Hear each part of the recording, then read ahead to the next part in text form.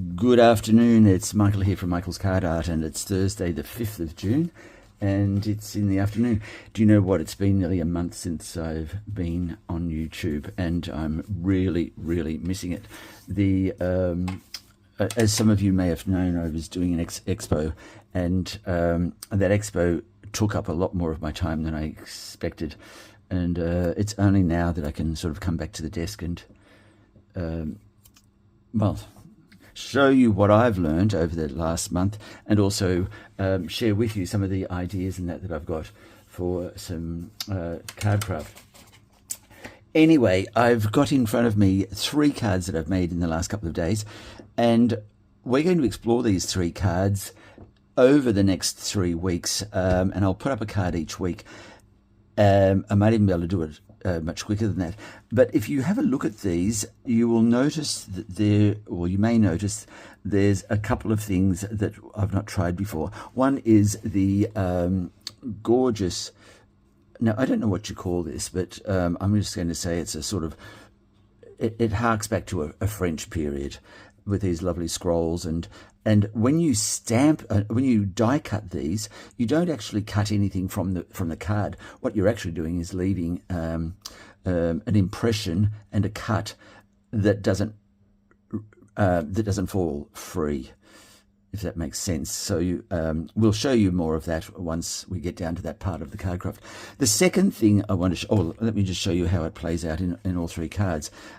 Here it is here, and I've used it as a placeholder to hold the sentiment, and also to kind of act as a bit of a feature in its own right. And here's the last one. It's and this is the one we're going to do today.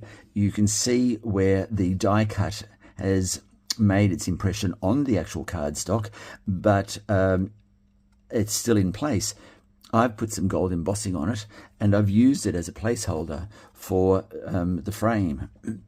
And within that frame, I've put a bouquet of flowers and whatever. So that French, pseudo-French die cut is the first thing I wanted you to notice, because we're going to play with that. But the second thing, if you look at these cards, they all have a sense or a degree of shading in the top card. And as I was doing this, I thought, I've not really taken any notice of the shading effects that I create or that I've done before.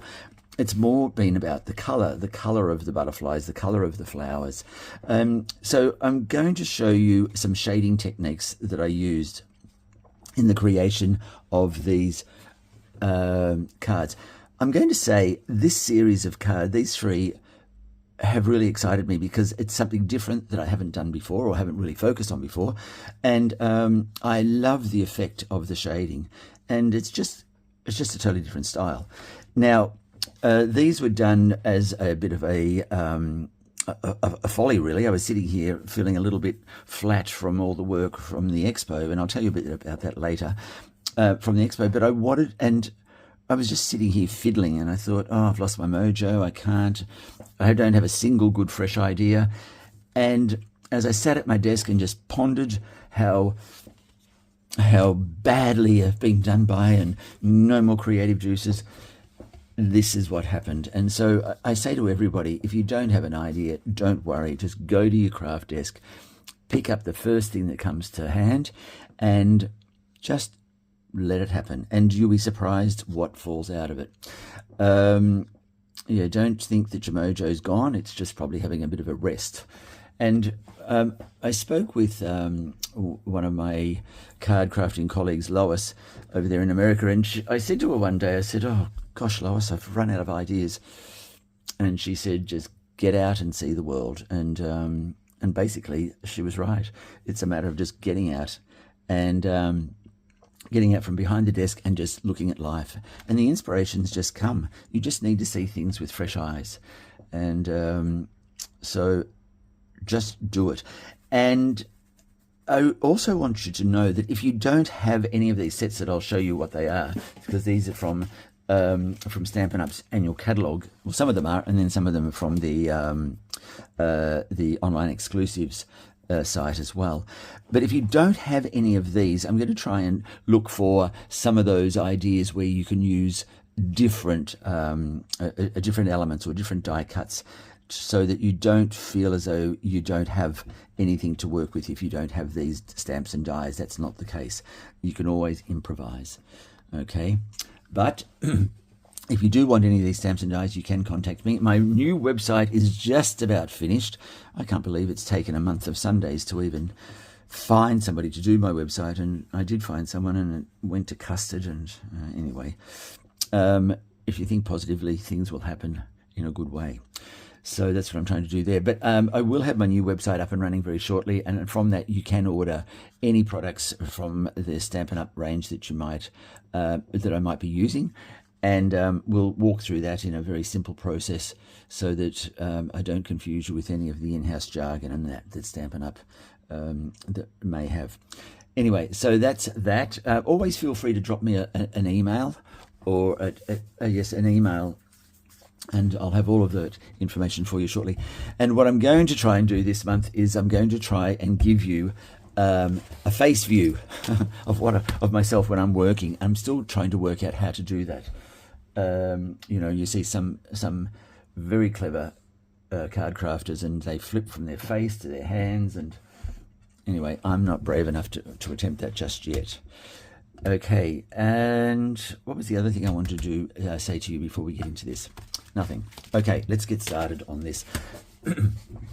So what are we working with today? Well, let me show you one of the most gorgeous designer series paper sets that you can use, but we're not going to use it as such on any of these cards, but I do want you to see the whole set of materials, and I'm just looking for it, so just give me a moment. Now here is the Stampin' Up annual catalogue. What I wanted to show you is the suite that we're working with today, and that suite, let me come to it, is Beautiful Gallery. Now Beautiful Gallery is one of those sets or suites that is a suite is a combination of stamps and die sets and a number of other elements. Let me just explain. So Beautiful Gallery suite is beautiful motifs and gallery blooms.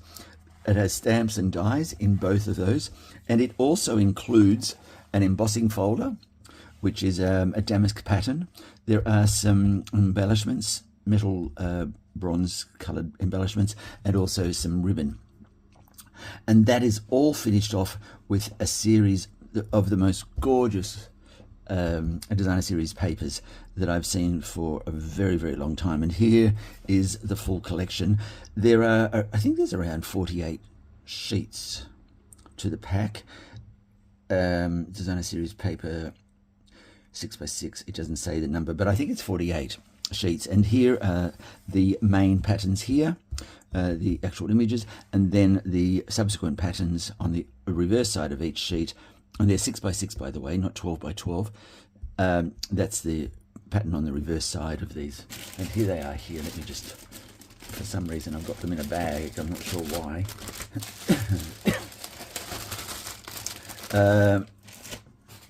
And so when I say the reverse side, it's just, there's a pattern on the back there.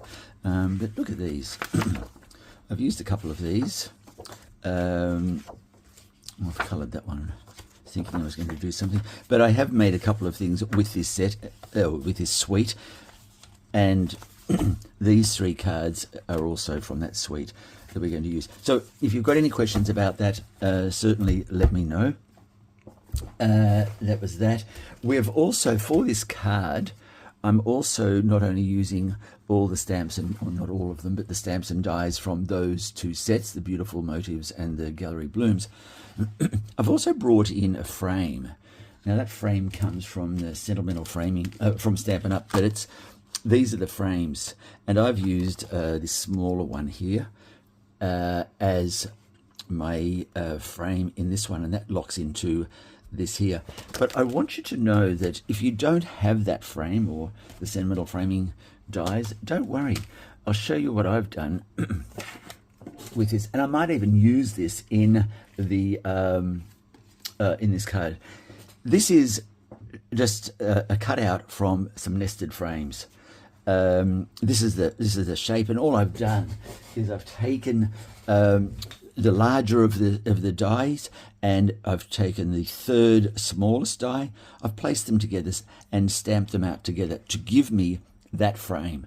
And so there's an example of where if you don't have the actual stamp or die, we can improvise. And it's just a matter of knowing what's in your stash to know what you can improvise with. Now, what I've done is I've cut that out, and then I've embossed it with another folder. Here's a Stampin' Up! One it is. I've embossed it with that, not all over, but just in a corner, and to give us something a little more interesting to look at. So there's a way of doing that. I think we might even use this one for today's card, just so it's a little bit different. And I might even change the bouquet of flowers in the center to something a little different as well in today. So you can certainly use the ones that are part of the die set, and here they are here. I've got them cut out, ready to go. I've got the driest throat. And these were ready to go last night, actually, as I decided to do filming. But I may change these, all of them, or just some of them. But anyway, that's something we'll work through together. All right. Any more housekeeping I needed to do? No. And just one other thing, if there's anybody in Melbourne who happens to follow my channel, I did set up my... it was going to be 89 pieces of card craft. They were all framed. Do I have an example of one here I can show you?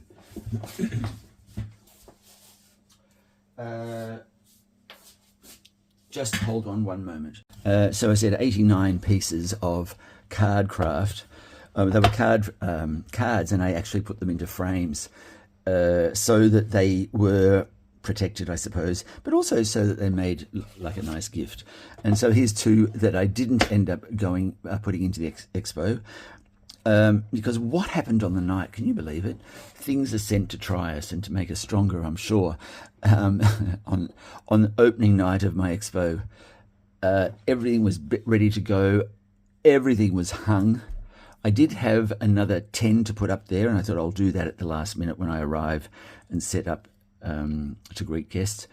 And what happened was the hanging system on one of the walls collapsed, and everything came crashing down on that wall. And I was notified at 4 o'clock that that had happened, and I thought there's no way that I can repair frames, rehang, find new frames.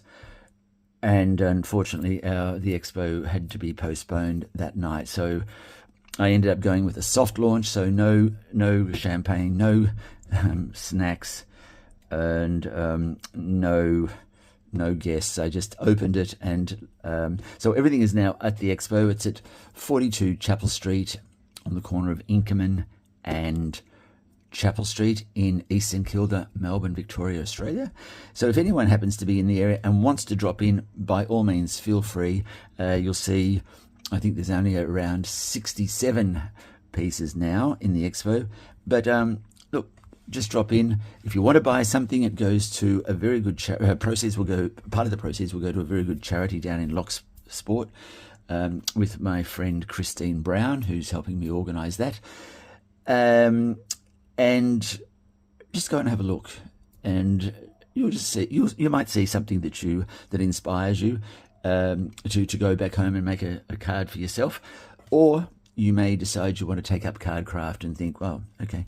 And let me tell you, when I took this up, this is the last thing I ever thought that I'd be doing, but it has been the most rewarding and the most fulfilling craft pastime that I have ever done. And I can't believe that in 2.5 years that I've gone from making simple cards as far as I was concerned, but at the time I thought they were pretty good, and to me feeling brave enough to put stuff into a frame and hang it on the wall, and hope that people might be inspired to either buy it or to go home and replicate. So anyway, that's my expo. It's ongoing. It'll be there for another 5 weeks. Yes, so watch this space. I'll keep you posted on how things are traveling. So that was the expo. And there was nothing else I needed to cover there, but I tell you what, I'm glad it's up and running and looking after itself, because it took a big, after the hanging system collapsed, I really had to work hard and fast to find another one, and for the gallery owner, I might add, because says he was too busy to address it. Anyway, that's another story. All right, so let's get started with our card for the day, and it's going to be this one. And I'll just get a couple of supplies ready. I'll tell you what those sizes are, and we'll crack on with it, as they say in the classics. All right, I'll see you shortly. All right, so let's get started with this.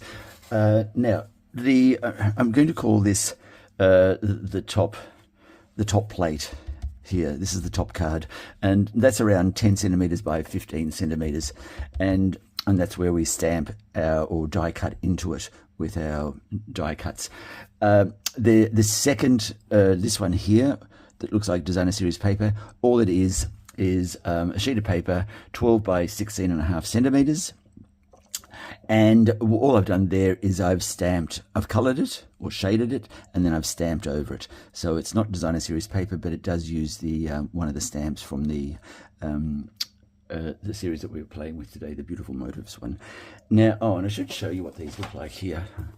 It's so long since I've done one of these YouTube videos, I've forgotten my running sheet.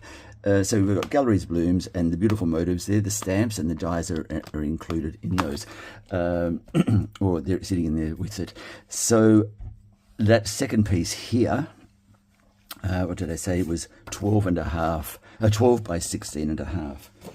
Oh, where is it? Oops, wait there. I'm now getting myself confused. There it is. There we go.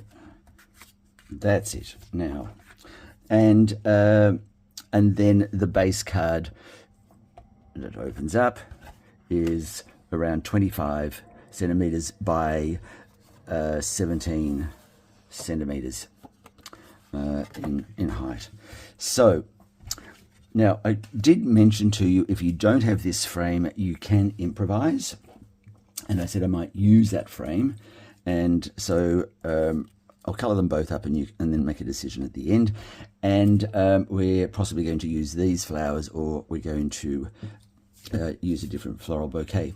But just in preparation for this, I've used Very Vanilla, which is an off-white. It harks to an older style, and it helps if you're doing retro cards. I really like the color. The other color I use a lot of is what do you call it? Beige, a beige card. I don't have one here. Piece of beige cardstock, but that's also, here it is. You can see here the difference in color. That's also a great color to use when you're doing retro cards, I find. Okay. One of the things, regardless of which die you're going to use, you do need to make sure that you just mark it off, so that when you're coloring it, what I tried to do was not put any color in the center of the frame here. And to do that, all I did was just pencil mark the area that I want to have free of color, and just do that in there. So you know that there is not going to be shaded in any way, shape, or form. All right, so as I said, it's these three cards. As we work through them, you will see that you do a lot of shading. Now, if I look at this here, what colors have I got in there? There looks to be a green. There looks also to be some yellow, both on the frame and also on the background, and there looks to be some grey or some browns in there to give that weathered look. And so we're going to play with those colours. The only one I haven't got out just yet is the smoky granite. Oh, sorry, grey granite. So I've got Mossy Meadow, which is a green, and I've got the a yellow, which is the Daffodil Delight. You could use a crushed curry if you wanted to give that sort of even richer colour. But a yellow is fine. And then I've got a light brown, which is Crumb Cake, and finally the grey granite to give you that greyness. Now, I like to use a big brush, a big area brush when I'm shading. It just seems to give me a better result. So these I bought from who knows where, but they work very well. Now, so I always start off with some of my lighter colors first. So let's get that down, and I'm going to go with the green. And it's just going to go on very, very liberally. I start to color on the glass, and then once I've got the color on the glass, I know that I'm not going to get what I call, and I think what other crafters would call, and I'll show you what it looks like, because when it happens you just go ugh. We don't want stuff, no, now I can't do it. You don't want these lines appearing, and you don't want this to happen. Oh gosh, that's how good these brushes are. They don't do it. But let's see if it happens here. Yeah, if you color straight onto the paper, you're going to get heavy spots, I call them. You don't want that. So I always start my coloring process on the glass, and then I move it over to the card itself. Now, what happened there, that's just a bit of grease that may be sitting on the card itself. And so you do want to make sure that you can keep your hands pretty grease-free when you're starting to add color. Okay, so that's enough green. Let's get in some yellow now. On the glass, and here comes the yellow. Now, it's just the faintest of colors. In fact, I'm going to go now with some crushed curry, because I don't think that Daffodil's Light is really giving me enough punch. So I'm just using the same brush. Okay, so here we go. We've got some color happening there, some yellow. That's exactly what I wanted. And trying to keep that center area free. Now, it's a very liberal application and process. Now that we've got that happening, we've got our green and yellow on. Let's move over to now some browns. Now, I'm just going to keep using this same brush. And I just take the color. I don't do it straight down in the center. I always do it on the side, or in a different position than I took the color, the previous color. So the yellow may have been from the end, the green from this end, browns from the sides. Why do I do that? A, because I do like the way the color on the brush works with the other colors. That's if I'm doing blending like this. If I'm doing blending where I've only got two colors, then I'll use two different brushes. So, but what you can see here, see this, the nice vignette color starting to appear. And it gives a nice retro look, I think, to the project. So there's our browns going in. And look at the, it just has a nice aura about it, I think. Okay, now we're just going to put on a little bit of the grey and see how those nice little grey bits are coming in from the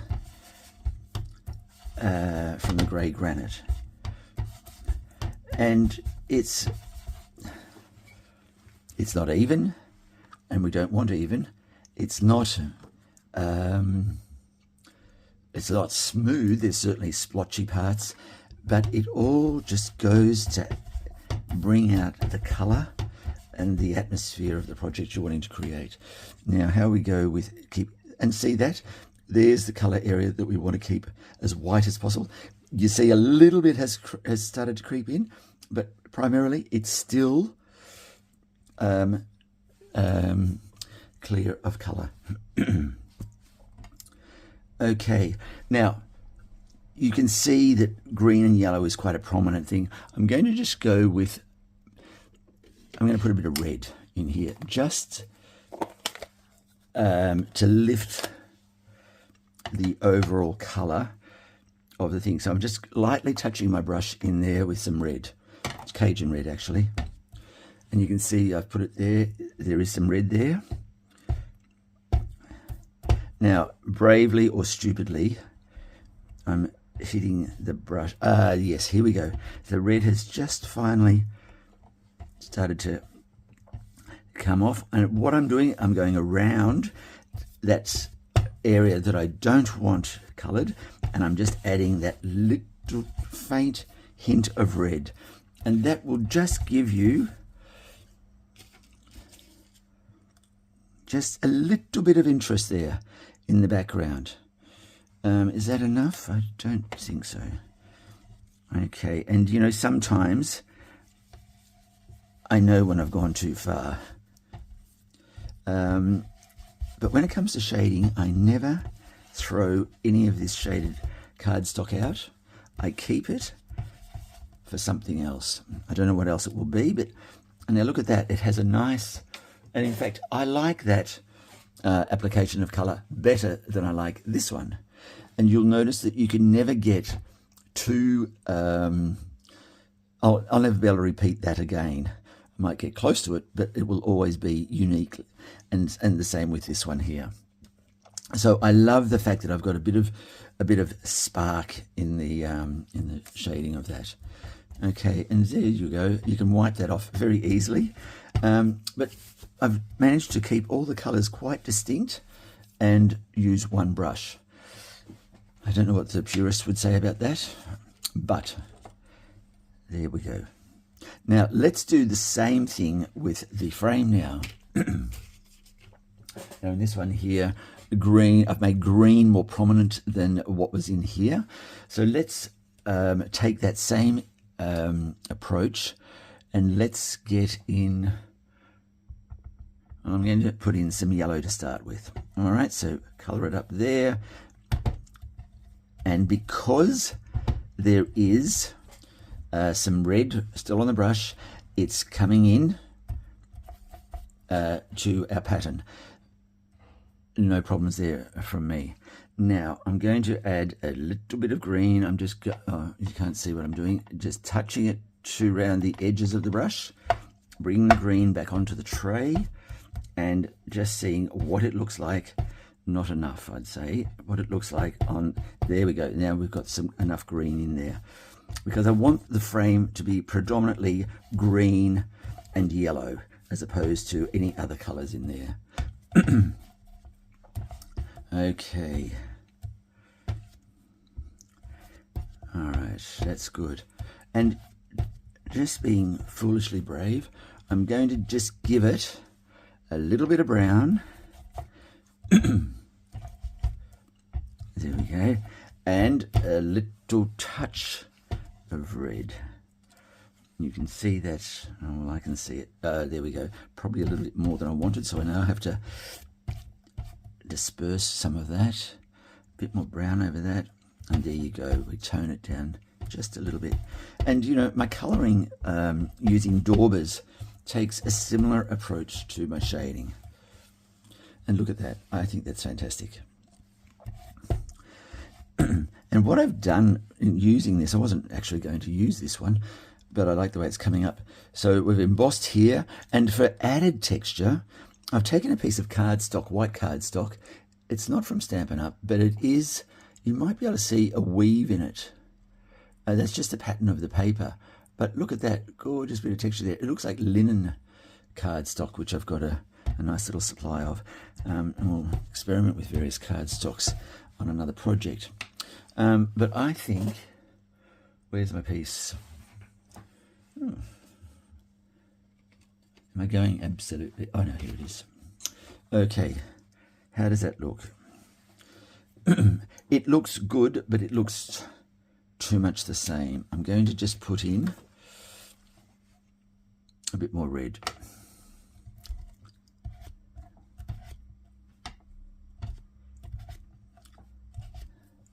There we go. That's good. Okay. Now it looks like what? All right. I think that's okay. We'll go with that. The difference is, see, this frame has a bit of a halo effect around at the edge, which I think is really quite striking. So if I was to move this over here somewhat, See that? That's what I've got on this card, where it goes light before it comes to the frame, and that gives you a totally different impact. It's a totally different impact statement, but we're going to go with this. All right. Okay, so that's that part. Now, if you wanted to, and I'm not doing it on this part, but I have done it before, some gold embossing powder. I'm going to put actually that embossing piece on that side. So you could start to randomly put some gold embossing powder on parts of this frame. What I enjoy doing is taking an element like this, and you can apply the Versamark, which is the glue that holds the gold embossing powder onto the element, and you could use it as a Versamark stamp pad, like so, or we could just use a pen. And for example, you wanted to just capture these embossed pieces, you could put, oh look, let's do it. The trouble that I might find with this paper, I'm not going to do it actually, is because of the cross-stitching in here. It sometimes, even when you've used the embossing buddy, it will sometimes collect the gold embossing powder, and it's difficult to get it off. So I won't do that now. But you could, if you wanted to, add some embossing. Just highlight some of these, or drag the embossing, the Versamark pad over, so it just touches these highlighted pieces. So there's a couple of tips there for you. All right, now what we're going to do is take the die from here, from Beautiful Motifs, and I'm going to use, well, as I've done, I've used this one. And that die, I'll show you how we cut into it. One there and one there. Now, what we're trying to do, I did muck this up the other day, and so what you've got to do is position this in such a way, you've got this marked off here, you've got to stamp with the die just enough to hold the frame. Now, I'll show you what I did when I did this just to get started yesterday. I put that in, and then I went to go and I couldn't get this in into the shape, and what I ended up with was that, where it wasn't fitting. So what I had to do was this, and that then fitted. See that? And you can't even notice it. So there's another hack for you. If it does happen to not fit because you've got these pieces to cut too close together, then you can cut the corners off like I did there. Now I will use that for another piece, because once again I love the way this brown and this yellow is clouded around the actual central piece there.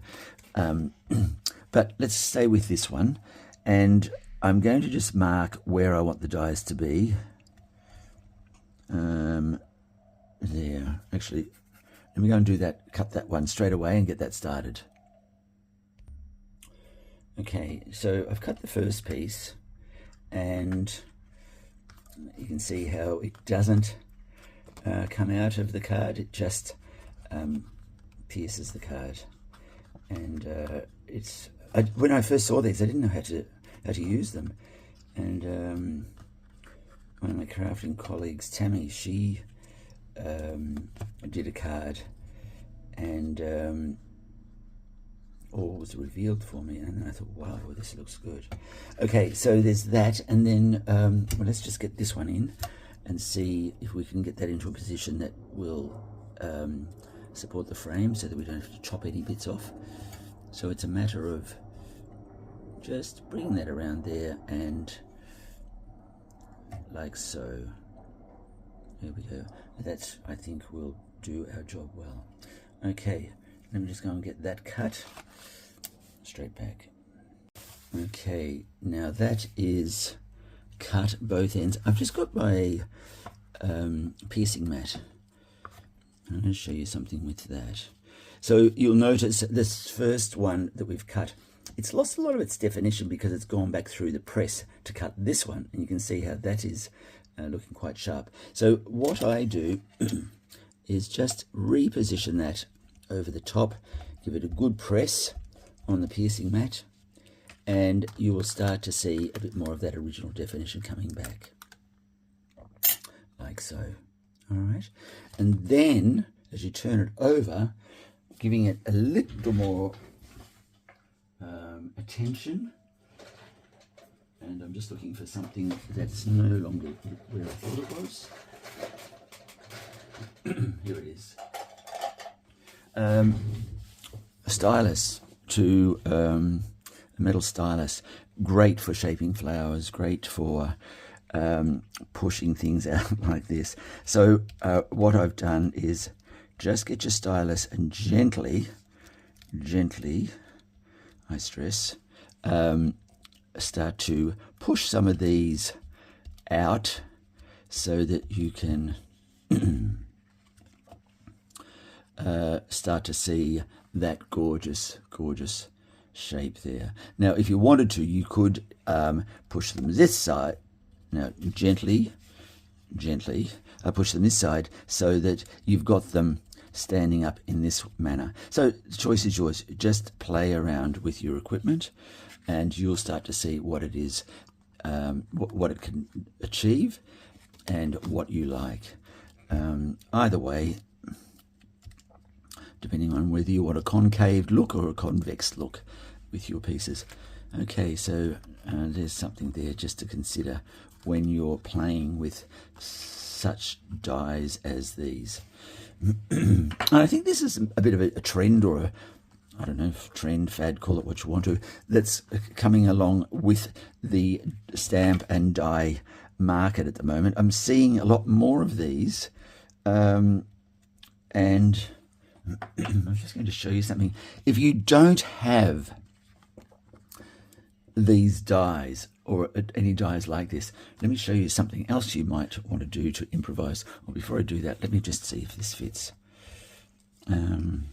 Now, you're lifting these up, these pieces here. Let's just get this one in. See how with this one, you've got all this sort of real estate in here. It just sits in there. And this one will come down and sit in here, like so. Lift it up, place it in. Does it sit? Well, yes, it does. How do we know that? Okay, and there is your placement. And what you'll do there is just make sure it's in line with where you want it to be. And then you can put it on dimensionals and lift it up a bit. And then put your bouquet in there. But look, isn't that fabulous? I love it. I love it. When I first saw it, I thought, oh, what a crock. But now, yes, now that I know how to use it properly. Okay, so that's sitting there. But let me just show you a way to improvise. And I'll do that with just, here's a piece of scrap paper. Where did it go? I just had it here. Let me pause. Now, if you don't have said dies and you want to look for this effect,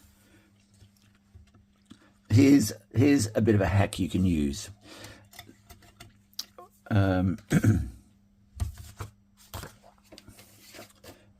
me find you a piece of, let's use this one. And what we're going to do is this. Here's I think this is Tim Holtz. But what you can do is this. Just any scrolled stamp will be just fine. And let's say, actually, I better use this one. Gorgeous French style scrolls. And all you need to do is this. Stamp,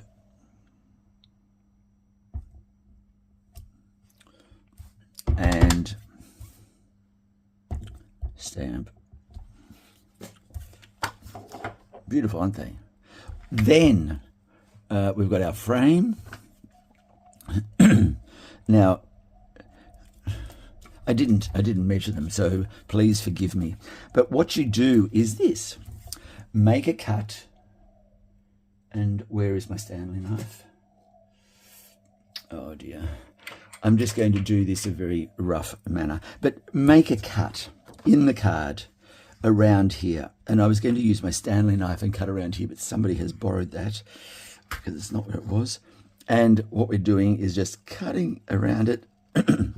You're not going to do it this way because you don't want all this tearing and jarring. But let's imagine this is done with a Stanley knife, like so. There we go. And then your frame would sit in under here and no one would be the wiser. Okay, and you could sit that onto a die cut and the other side would sit in under there, so it's sitting like that. Okay, very roughly done, Michael. Very roughly, but I think you get the message there. So that's just another way you could reproduce this card without this die cut from the original one and without these die cuts on here. All right, so the important thing about this card, I think, is your shading technique. The rest of it is window fronting. You're just taking that gorgeous shading and you're giving it a nice shop front to display your skills. So get the shading right, and then we can window dress the rest of it later, is what I would say to you. All right, let's keep moving. So we've now got our display, and I really love, as I said, that shadowing effects. So where I drew those those lines to say I don't want any ink there, I'm going to move that over just a fraction so that I've got this shadowing or this white coming through even on the sides.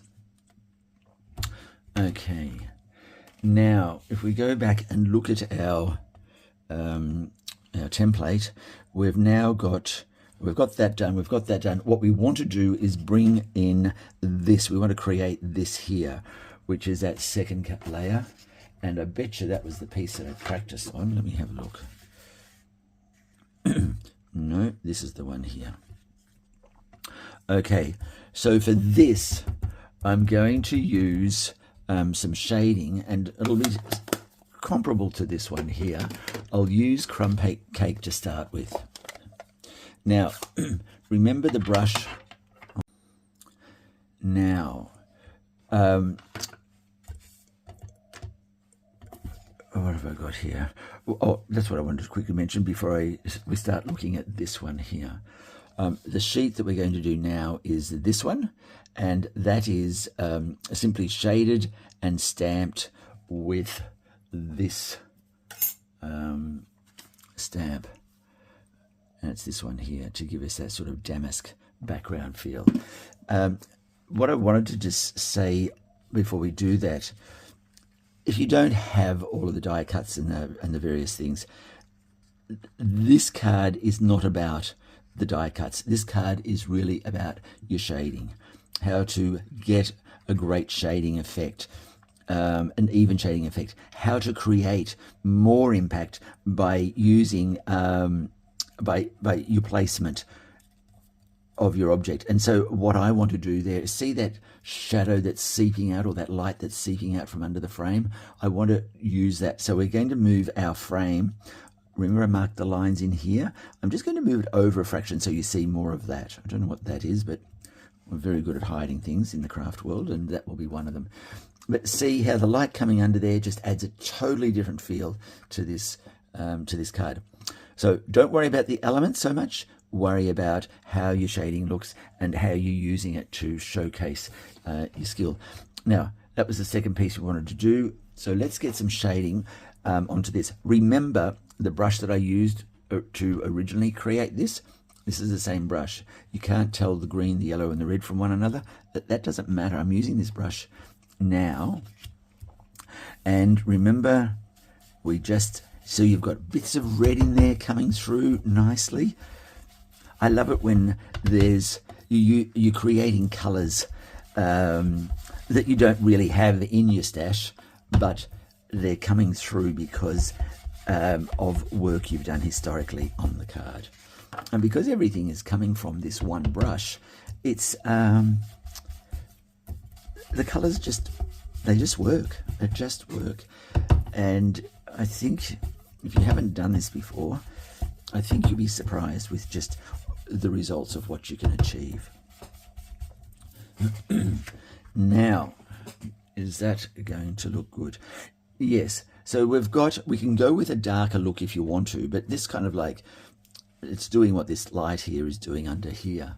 See how it's giving it a glimmer? This is doing the same thing, because this will be put onto dimensionals, this layer, and you'll start to see light coming through there as well. All right. So let's leave it at that at this stage. And what I want to do is grab that stamp and let's apply it. Now I'm going to use a very dark color here. It's called Secret Sea. It's one of the new in colors for Stampin' Up. It looks black, doesn't it? It's in fact a deep, deep blue. And it does work a treat. So here's our stamp. Just putting it onto the block. And let's get this color down. It looks good, doesn't it? And we're just replicating that there. And we need it to be yay thick. You don't need to stamp the whole thing because we're not going to see the whole card once this top card goes over the top. And there you go. And let's get that down there and see what, look at that. It looks good. Now, it's a retro style card. So there are things that are going to be wonky with it because that was its day and its age. And it tells a story of something that's well used and well loved. So when you've got unevenness, whether it's here like this, or whether it's in here, it doesn't matter. It's all part of the parcel. So there's our second card there, all coloured up. What else do we need to do here? We need to do some gold embossing in here. And you can see what I've done there. I've just highlighted certain elements of this and then given them some a blast of heat so that sets it. So let's go and do that now. And I'll tidy up here and get the Versamark out and also the gold embossing powder. Now, what I'll do, there it is. I'll use the Versamark pen and we're just going to go over some lines that exist. So, for example, just again to put some more light on the subject. There we go. So I'm just randomly touching these curves. I'm not doing full. I'm not following the lines to the full length. I'm just where I think it might enhance the look and give it that bit of regal outline. A couple here.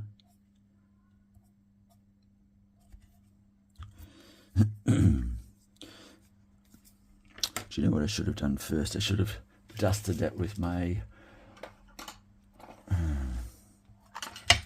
embossing buddy. So let's see how this comes up when we sprinkle some gold dust over it.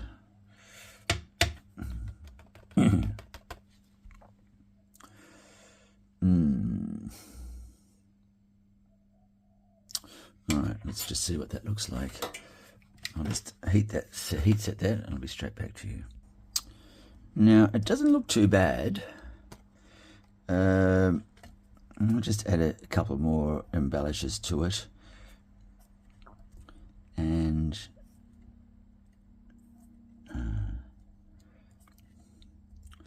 that might be okay.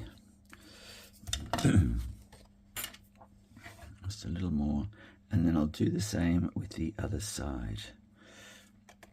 Okay, I'll do that and I'll come back to you. Now here's the finished product with the gold embossing, and let's just put this back in and see how it's looking. There we go. And how it's shaping up there. It's looking good. Okay, I'm going to just give this a bit more colour.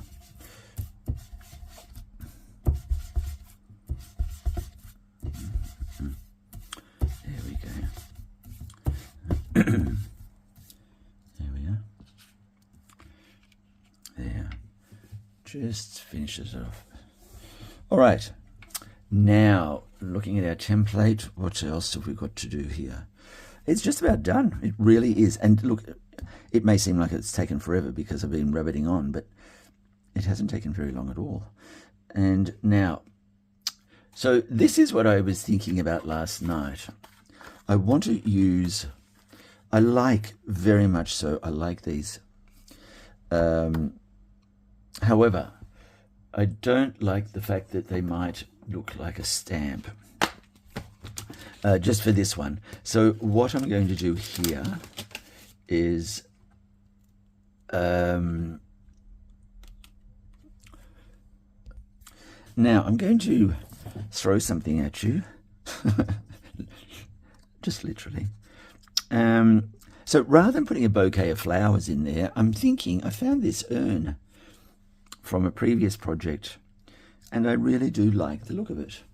So I'm going to either do something like this, and I love the way it just sort of sits there in that little, it looks like it's made for it.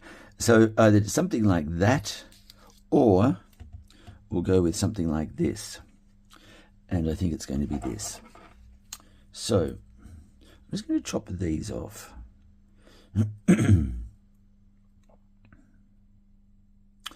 And I'm going to chop these off. I need, actually keep it in whole until I've coloured it. So let's just get, I'm going to colour the flowers a very strong colour, and it's Blackberry Bliss. And let's just see how we go here.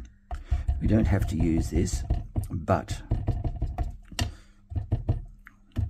there we go. And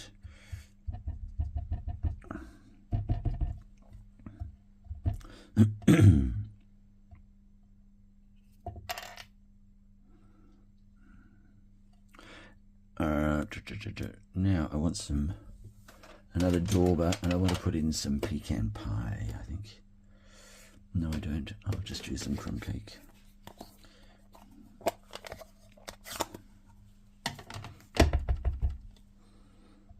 There we go.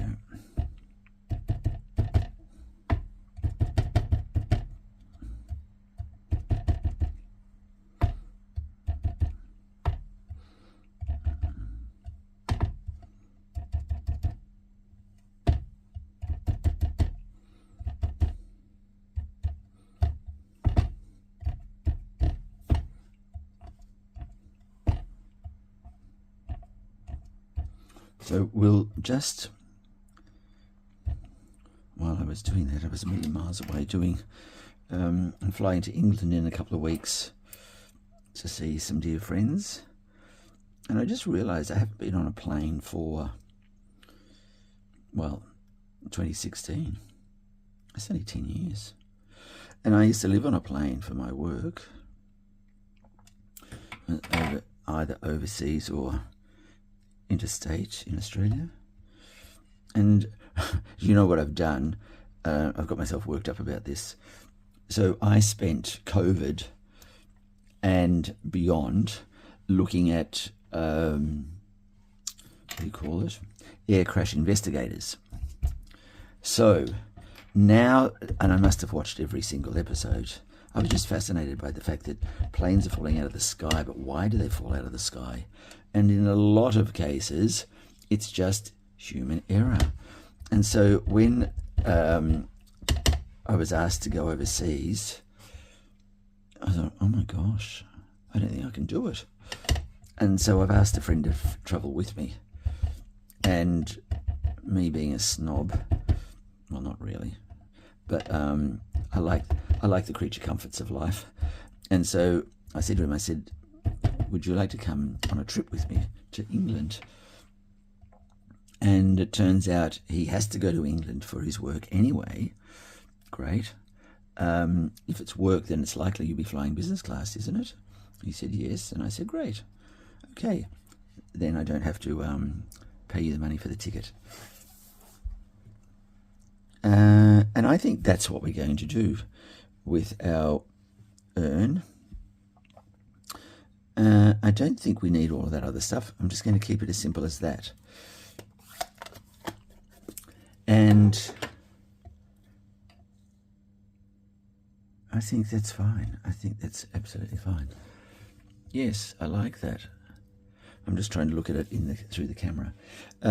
So we're going to go with that, and I'm going to make provision to get rid of these pencil lines, and keep progressing. So yes, so I'm flying to England with a friend, and I won't see him while he's over there because he's working in London. I'll be living with my friends in the Cotswolds, and it'll be just nice to get away. It'll be nice to see them. And as I said, having not seen them for over 10 years. So that's what's happening in July. All right, now I'm just going to clean this up and get a couple of these other items that we need, like a sentiment and the backing card, and we'll see how we go. And I'll be straight back. Now, all right, so we've got our flowers, we've got our urn, and we have our frame, if you like. So I've put dimensionals on all of these items except for the flowers. Now I'm just going to insert these now into position. Now remember, we want to get a little bit of that. Oh, I've got to just move a little bit of that away and take off the dimensional covers. There we go. And just to make sure that your dimensionals are not showing through because they're too wide for the element, let's say, as is the case here. So I just need to cleanly, not like I'm doing. Oh dear, oh dear. Okay, so just bring that in there like so. And let's say them like so. Okay.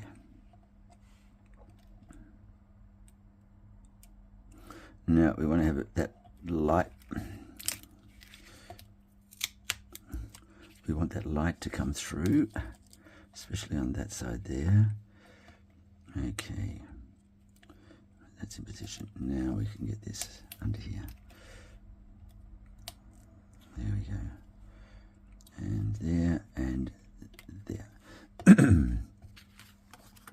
Okay, then we've got, let's say, our urn, and the urn will sit here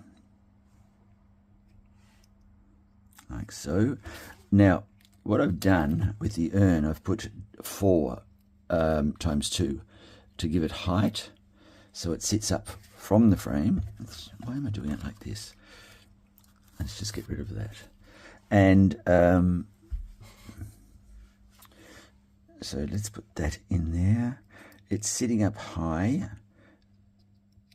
and I'm just squeezing the 2 sides together to give it that sense of, there you go, that sense of height and roundness.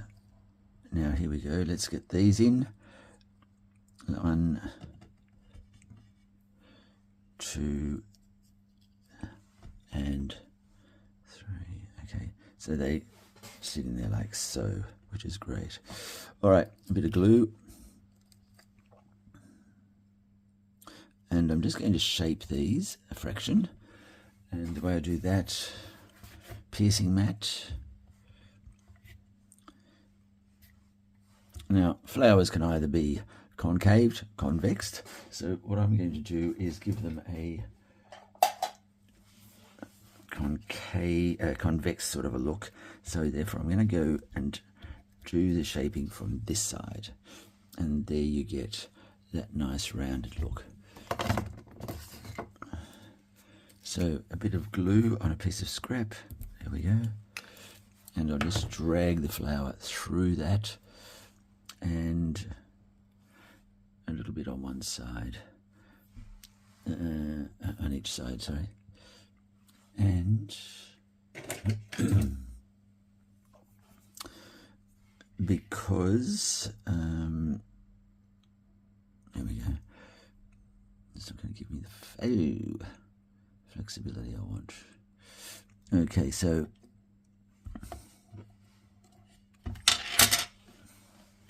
I sense there's some crookedness here. No, that's okay. Okay, so let's put this one in first. Oh, why am I so... Okay, one.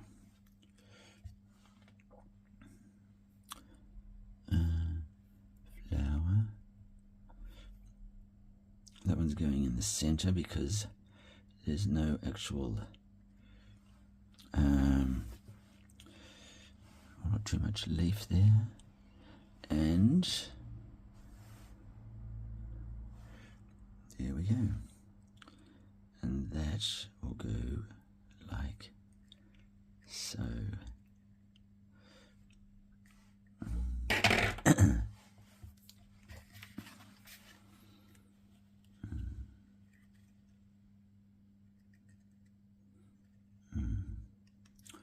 Okay, come on. In you go.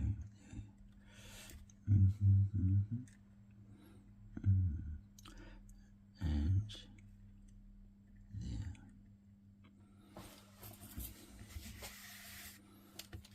Okay. Done.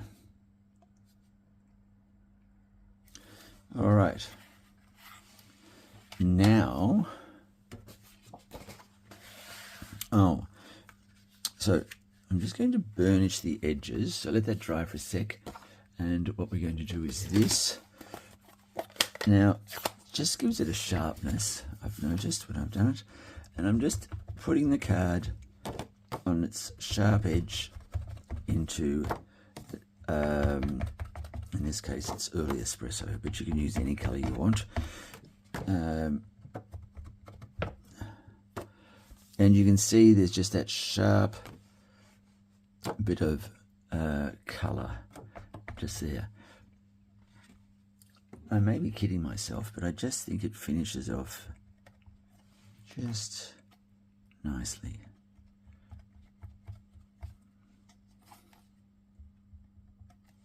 And there you go. All right. Now that will go there like so. And then that will then go on that, like so.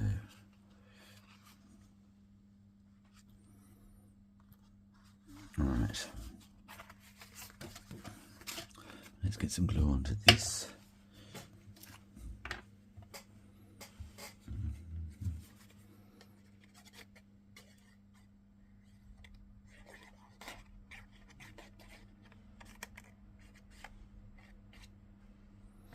There we go, edges done.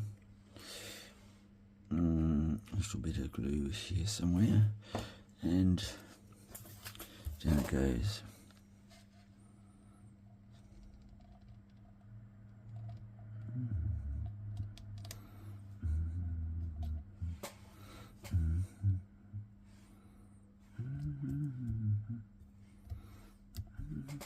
And you can see there that just that nice sharp line there on each of those cards. And here we go there. All right.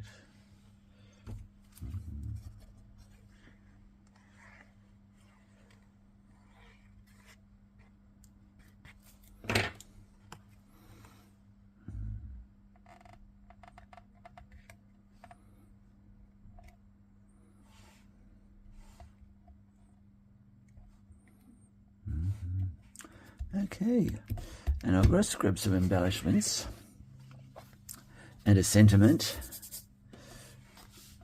for that. You know, the embellishments. Let's see what we've got here.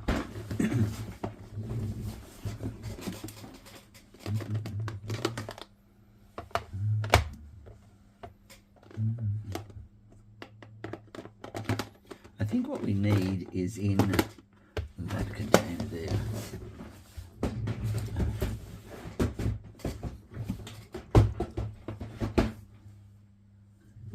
Now,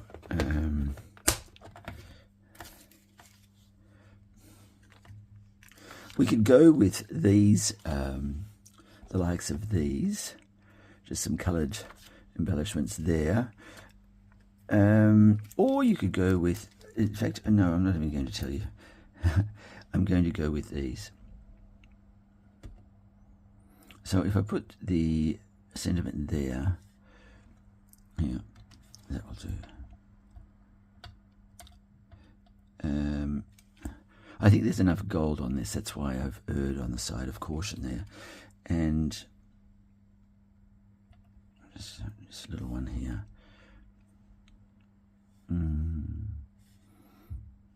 Yeah. Okay, there's our 3 embellishments, and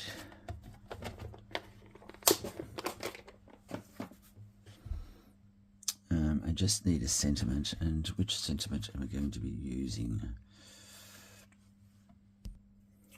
Now, I've just stamped that off, and I'm just going to use For You, and I've just rolled it in the ink pad, like so, and I'm now using that brush from previous escapades, and just giving some colour to the sentiment so that it can comfortably sit in here. And do I want to shape that in any way?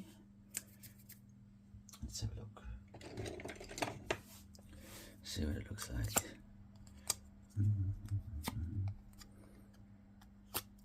Okay, a little bit of shaping to make it look that little different, and I think we've got it. So let's just get a sentiment ready for that. Where are the sentiments now? Here they are.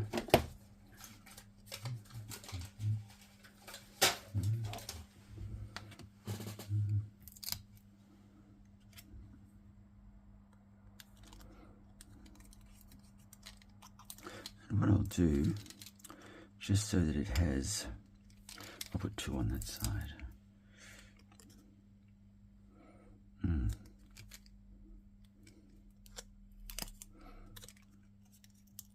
There we go. And then that can sit there like that. Okay. And there's our card.